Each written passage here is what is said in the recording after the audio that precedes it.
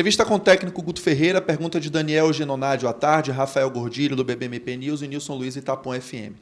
Como tem sido a sua participação na montagem do elenco? Que tipo de jogadores você ainda busca para o estilo de jogo, se trazer um 9 de qualidade é o maior desafio? Bom, inicialmente, saudar o nosso torcedor, desejar um ano de 2022 com, primeiro, muita saúde, né? Muita luz, muita energia, e pode ter certeza que nós vamos fazer o que a gente puder fazer de melhor para que a gente possa terminar o ano de 22 muito melhor do que o ano de 21. Saudar também os profissionais da imprensa que, infelizmente, hoje não puderam estar aqui novamente. Essa situação do vai e volta, e vai e volta, né? Mas a primeira coisa, como eu já falei, na saudação ao nosso torcedor, primeira coisa é saúde, né? Para que a gente possa estar da melhor maneira possível desenvolvendo o nosso trabalho, curtindo nossos familiares, né? Então, um abraço bem grande e vamos que vamos, né? Agora, em relação a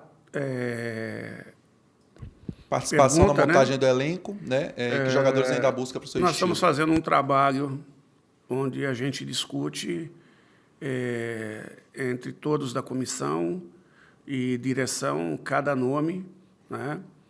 A gente chega a colocar nomes também, mas é avaliado por todo mundo. Quando existe dentro da avaliação, a confirmação da maioria, a gente busca, né? Existe um estudo feito pelo DAD, quando a gente não conhece a fundo os jogadores, é feito um levantamento sobre histórico, sobre características, né? E a gente tem muito bem definido o que a gente quer de características. Quando o jogador chega próximo disso e tende a ter uma experiência boa, a gente busca trazer. Agora, lógico, o mercado está muito difícil, a gente tem falado ano após ano, a concorrência é muito grande, o Bahia é um dos gigantes da Série B hoje, né? Mas concorre com equipes da Série A. E existe uma defasagem de investimentos, né? Mas o mais importante é que quem está vindo são jogadores que estão dispostos a vestir a camisa e lutar e se entregar ao máximo para que o Bahia atinja os seus objetivos esse ano. E quanto à questão do centroavante, primeiro que nós temos um grande centroavante com um contrato dentro do clube, que é o Hugo Rodallega, né? Depois nós temos, talvez, um dos destaques e mais promissores do clube, do trabalho da base, que é Marcelo Rian. Então, eu acho que emergencial, nesse primeiro momento, não é o 9. Eu acho que emergencial, nesse momento, são outras funções aí que nós estamos atrás. João Bahia e Flávio Gomes perguntam: o Bahia terá alguma mudança tática para a temporada 2022 ou permanecerá com postura reativa e pretende aproveitar peças que não foram usadas no ano que passou para aumentar o rendimento da equipe? Eu acho que essa pergunta aí, ela, pelo menos no meu comando, né, eu não sei se dá para dizer que ela foi assim, porque o Bahia propôs o jogo contra Palmeiras, contra São Paulo, que mais? Contra Atlético. Muitos jogos foi o Bahia que propôs. O próprio Atlético jogou reativo contra a gente, tanto é que fez o gol no contra-ataque, né? Foi o campeão brasileiro e não foi uma equipe que não deixou o Bahia jogar muito, pelo contrário, uma equipe muito consciente do que ela queria. E a questão do reativo ou propositivo, né? A gente tem que estar muito atento nisso, porque os resultados hoje em dia estão sendo conquistados mais pelas equipes que sabem o momento certo de reagir do que as equipes propositivas. Há quanto tempo as equipes do Guardiola não conquista a Champions. As equipes que têm conquistado a Champions são equipes com uma proposta diferenciada, né? Tem proposição de jogo e tem um bom contra-ataque. Eu acho que, mais do que um ou outro, nós temos que ter uma equipe equilibrada, uma equipe que tenha condições de propor o jogo, né? Na hora que tem a bola, mas quando puder ser reativa também e puder ter contra-ataques perigosos, que seja efetiva nesses contra-ataques. Juan Melo, do GE Globo, pergunta: no ano passado, Oscar Ruiz foi um dos jogadores afastados do time principal. Queria saber se você conta com ele ou se o jogador está fora dos planos. Eu acho que a questão é de desempenho, né? Eu não consegui ver o Oscar Ruiz tendo desempenho aqui no Bahia, né? E não sou eu. Isso aí é a opinião do torcedor, é a opinião da maioria das pessoas. E hoje você tem que ter jogadores que tenham uma adequação salarial e que possa dar resposta. Ele vai ter algumas oportunidades, né? Se ele conseguir, dentro dessas oportunidades, mostrar o que a gente precisa, com certeza vai ter mais oportunidades. Se ele não conseguir, não tem o que fazer. Nós temos que buscar quem solucione os problemas do Bahia, e não quem seja problema para o Bahia. Paulo Henrique Reis, da Rádio Simões Filho, de QFM, pergunta: o que é que levou a prioridade na contratação de mais 2 volantes? Bom, eu acho que o principal problema do Bahia, na minha concepção, na montagem do plantel do ano passado, foi o meio-campo. Não era um meio-campo de força, um meio-campo muito leve. Aliás, tinha um meio-campo de equilíbrio com Tassiano. A partir da hora que Tassiano saiu, não se encontrou mais a peça que solucionasse esse problema. Foi um meio-campo muito leve, que não tinha força, e isso atrapalhou muito os resultados do Bahia. Desse meio-campo, desses volantes aí, a tendência é de aproximação de 1 ou 2, talvez 3. Né? O Mugni foi adaptado na reta final para jogar ali, começou muito bem e depois acabou que, no final, tendo dificuldades. Então, eu acho que os jogadores que estão vindo com as características que nós precisamos, né? E, independente da posição, o meio-campo é o coração da equipe.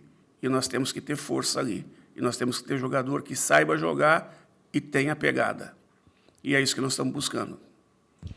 Sival Anjos e Robson Nogueira. Guto, em 2021, o Bahia começou muito bem na Copa do Nordeste, foi campeão e iniciou o Brasileiro tendo um desempenho bom, mas no final foi frustrante com a queda. O que o torcedor pode esperar do time em 2022? Qual o principal objetivo da temporada? O principal objetivo da temporada é inegável, é o acesso. Eu, em 2016, falei que não importava como começasse, né? O importante era como terminasse. E cravei que em novembro a gente estaria na Série A. E eu espero que a gente possa repetir isso. Não espere um Bahia, neste primeiro momento, jogando o seu melhor, conquistando. Se acontecer de conquistar, vai ser muito bom e nós não vamos deixar de brigar por isso, mas o mais importante é o brasileiro, é o que vem para frente, né?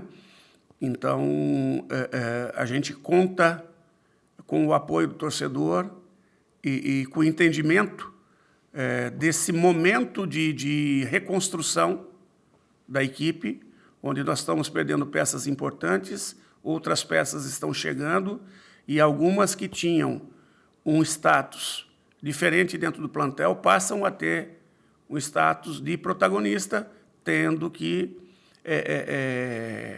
performar.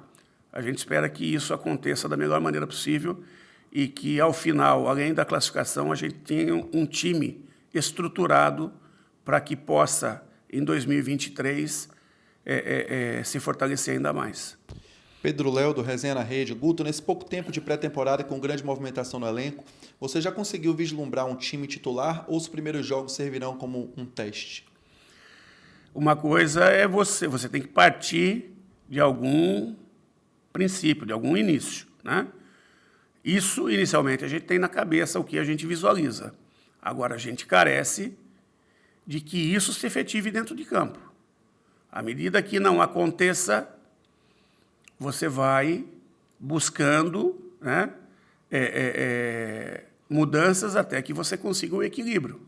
Às vezes você consegue de imediato, e isso é fantástico, porque você tem tempo para trabalhar a partir disso, buscando outras estruturas de equipe e outras reposições, né? À medida que você não consegue a primeira, você atrasa todo o processo. Então, eu espero que a gente possa ser certeiro no início para que depois a gente possa dar mais conteúdo, né? Mais ferramentas à nossa equipe. Quando eu digo ferramentas, jogadores diferentes, movimentações diferentes, características diferentes, para que a gente possa sempre estar surpreendendo os nossos adversários. Carole Carvalho, do Vambora Bahia, pergunta: Guto, a nação tricolor tem um enorme carinho por você e respeito, principalmente pelo respeito à camisa e grandes feitos já conquistados. O Bahia nunca conseguiu um bate e volta na história. Como você se sente sabendo que pode fazer história novamente com o Bahia nesse sentido? Eu fiquei pelo desafio mesmo e pelo respeito que eu tenho pelo Bahia, né?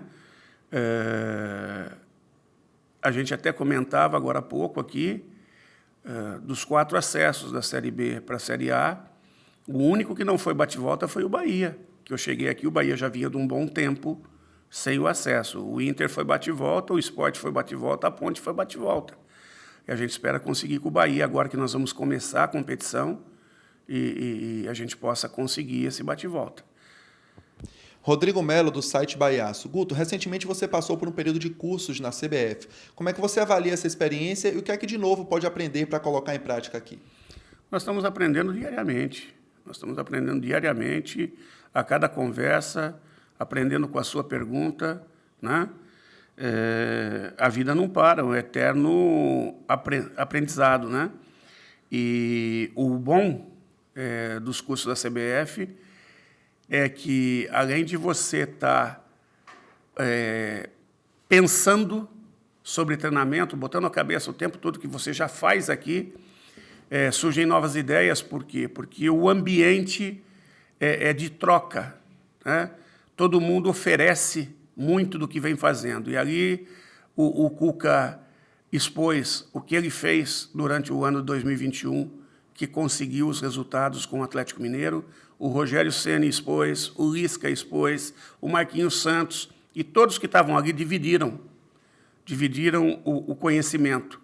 E isso vem acontecendo, eu acabei por terminar, né? Foi o último módulo meu, o módulo da Licença Pro, e agora a minha busca continua sendo nas viagens para o exterior, nas conversas, nas amizades que nós fizemos, nas conversas, no bate-papo, grupos de estudo que a gente vai formando e internet, muita pesquisa na internet, né? Vídeos que a gente vê, enfim. A gente não deixa de buscar, mas cada vez que a gente vai para esse tipo de ambiente e divide, fortalece as boas ideias que você tem e clareia situações que, de repente, você tinha dúvidas ou ideias que você não pensava por aquele ponto, né? E isso clareia muito e pode ter certeza que isso vai ajudar muito, porque quando você consegue colocar o conhecimento em prática, fatalmente você está plantando coisas boas e fatalmente você vai colher coisas boas. Lucas César, Edésio Góes e Reginaldo Lima. O Bahia perdeu muitos jogadores no término da temporada de 2021, entre eles Gilberto. Como é que você enxerga as opções que o grupo te oferece para a disputa das competições que o Bahia tem no ano? A Série A é uma competição num nível um pouco mais alto, né? Mas, infelizmente, não tinha como segurar jogadores do quilate de Gilberto e outros aí pelo valor salarial. Mas eu acho que a gente está formando um grupo forte. Um grupo forte para a Série B e um grupo forte que pode estar num nível até de repente, até jogar a Série A. faltam peças ainda. A gente não vai deixar de buscar soluções enquanto estiverem dentro de casa, com os de casa, mas buscando no mercado alguém que possa acrescer, trazer mais valia para o plantel, né? E a gente espera achar para que possa fazer um grupo o mais forte possível e que esse grupo possa ser vencedor. Douglas Santana, cbahia.com. Guto, com sua experiência em Série B, quais as principais ou maiores dificuldades que você acha que o Bahia enfrentará em 2022 e como essa experiência sua poderá ser importante na busca de superar barreiras para terminar a temporada com acesso? Bom, o Bahia tem algumas situações. Primeiro, a logística, né? Você vê que nós temos 5 jogos no Nordeste, 5 times do Nordeste e o resto todo Centro-Oeste e Sul e Sudeste. Então, a logística do Bahia é uma logística difícil, porque sempre vai estar viajando, por exemplo, não é viajando para capitais. A Série A, ela proporciona você viajar para as capitais, porque a maioria dos times são das capitais. Série B, você viaja muito para o interior, então você tem muitos deslocamentos. Ah, mas os outros times também têm, com certeza, mas vantagens para as equipes mais centralizadas, por exemplo. As equipes de Campinas não tem tanto problema de logística. A equipe do Rio praticamente não tem problema de logística. A equipe de Belo Horizonte não tem problema de logística. Que mais? As outras já passam a ter um problema, né? A equipe do Rio Grande do Sul, o problema é contra 5 do Nordeste, né? Porque as outras ficam próximas também, é 1 hora de voo. Então, nós temos problema contra 12, né? E eles têm problema contra 5. Então, percebe, isso é o primeiro ponto. O segundo ponto é o nível, tende a ser um nível alto, né? E nós temos que estar muito bem preparados, começar bem, né? É uma competição onde você tem que ir crescendo dentro dela. Não adianta você começar a todo vapor, porque poucas equipes começaram a todo vapor e conseguiram sustentar até o fim. Para isso, as equipes que conseguiram isso são equipes que tinham um plantel muito forte e conseguiram rodar jogadores. O campeonato é muito extenso, né? E para se conseguir tudo isso também, o futebol é um pouquinho diferente. É um futebol de muita transpiração, de muita disposição.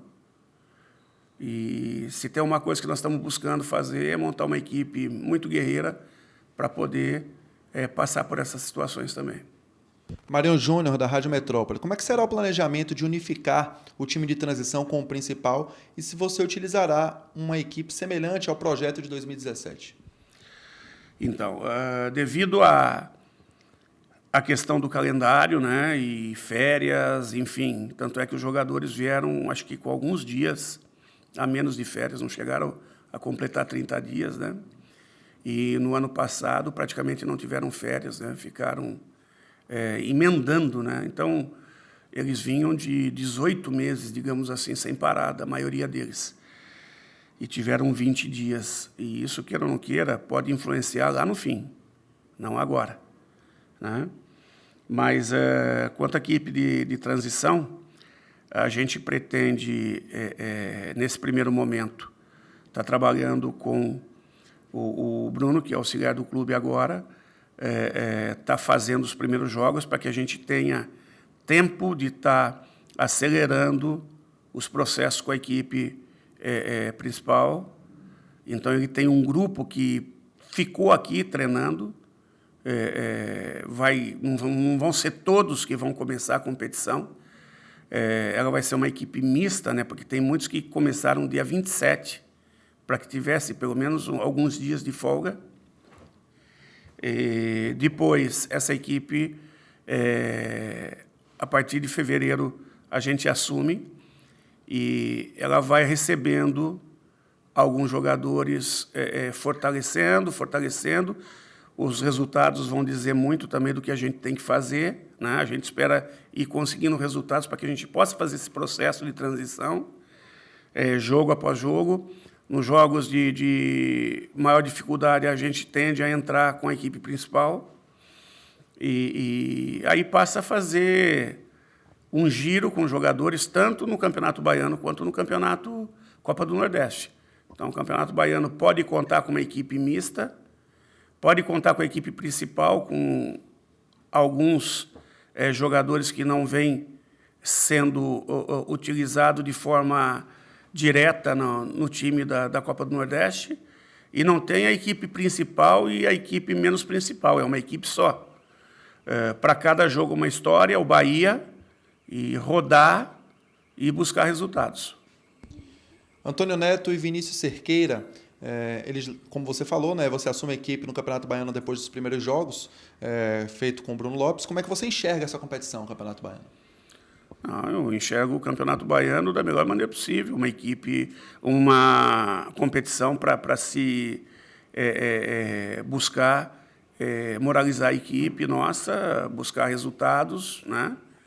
E nos fortalecemos, usar também em prol da formação da equipe nossa para o campeonato. Então, há experiências quanto a modelo de jogo, quanto a desempenho, é a busca do desempenho, porque uma equipe forte ela carece de bons desempenhos. E sempre você tem que ter bons desempenhos nos jogos antes, né? E que jogos você tem? Campeonato Baiano e Copa do Nordeste. Então, queira ou não queira, ao mesmo tempo que você está jogando, você está olhando, você está buscando fazer experiências em prol do resultado, né?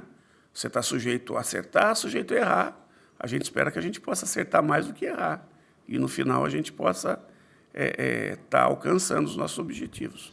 Matheus Loyola, Canal 2A1. Com essas renovações do vestiário, chegada de novos jogadores e saída de outros, o Bahia perdeu lideranças, mas novas lideranças vão surgir. O quanto este fator pode ajudar a impactar no desempenho do clube? Olha, eu não acredito em equipe vencedora sem lideranças, né? E como você mesmo disse aí, né? Liderança, um grupo sempre vai ter alguém que lidere, mais ou menos, bem ou mal, né? Tem os líderes positivos e os líderes negativos. A gente espera que a gente possa ter líderes positivos. A gente vai fomentando o surgimento, alguns que se sentiram um pouco inibidos na sua liderança, porque tinham outros num outro status dentro do plantel. À medida que esses vão saindo, eles vão ocupando esse espaço e vão crescendo como jogador também, vão amadurecendo como jogador. E isso é muito bom para a carreira de cada um, né? E bom para o nosso grupo. Eu acho que o principal fator também é que essa mudança faz com que seja um novo grupo, né? E um novo grupo que busca um resultado, não aquele grupo que perdeu mais, mas um grupo com uma mentalidade de vencer de novo, né? E parte, digamos, do zerado. Parte do zerado. Tem muitos que estavam no grupo que perderam, verdade. Verdade. Mas a cabeça do grupo tem que estar zerado contra aquilo, para aquilo não afetar o dia a dia aqui e agora. A última pergunta de Renan Pinheiro, da TV Bahia. Guto, qual a sua opinião sobre a invasão da torcida no CT e em que medida isso repercutiu no grupo? Olha, eu prefiro pensar no nosso torcedor como aquele torcedor, aquela torcida que nos empurrou, que nos ajudou demais nessa reta final do Brasileiro, no acesso que nós conseguimos, no título da Copa do Nordeste, no título do Campeonato Baiano, sempre ao lado, vibrante. Lógico que o torcedor está machucado, e eu posso entender, de repente, esse momento como isso. Mas nós precisamos também, e principalmente de você que esteve aqui cobrando, como você já fez dentro de campo, nos ajudando, nos fortalecendo, né? Todos os torcedores, até aquele menos fiel, nós precisamos de todos mandando energia positiva,